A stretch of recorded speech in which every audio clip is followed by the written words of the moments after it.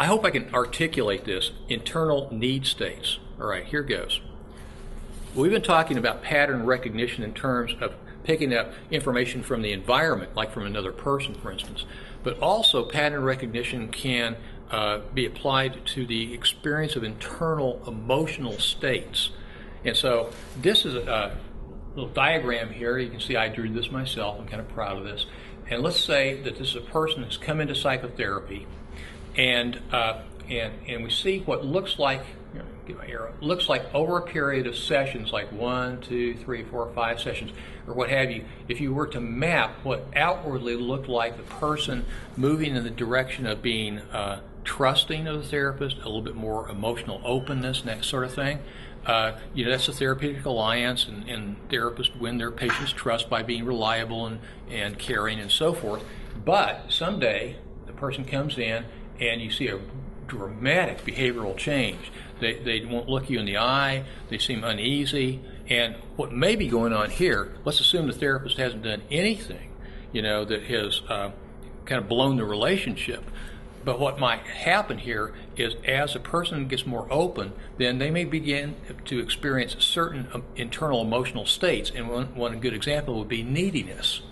Okay, some people, are sort of heart of hearts. They're real dependent, and yet they've adopted an outward facade of I don't need anybody. I'm independent. I can make all my own judgments.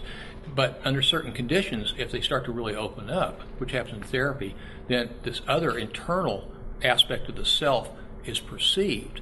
And it may be that what that provokes then in certain individuals is that when they were growing up, that vulnerability, neediness was punished. And it could go all the way from, have dad say, what the hell are you doing? Stop it, you're being a baby.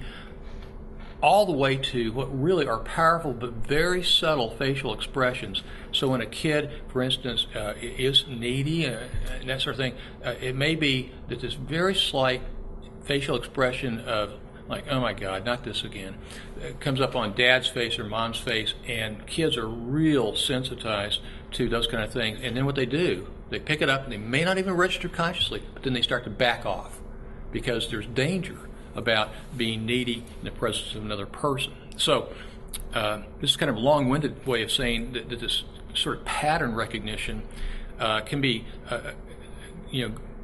explained in a simplistic way by looking at the case of the snake in the pathway, but in a day-in, day-out basis in terms of the landscape of personal relationships, it's enormously complicated.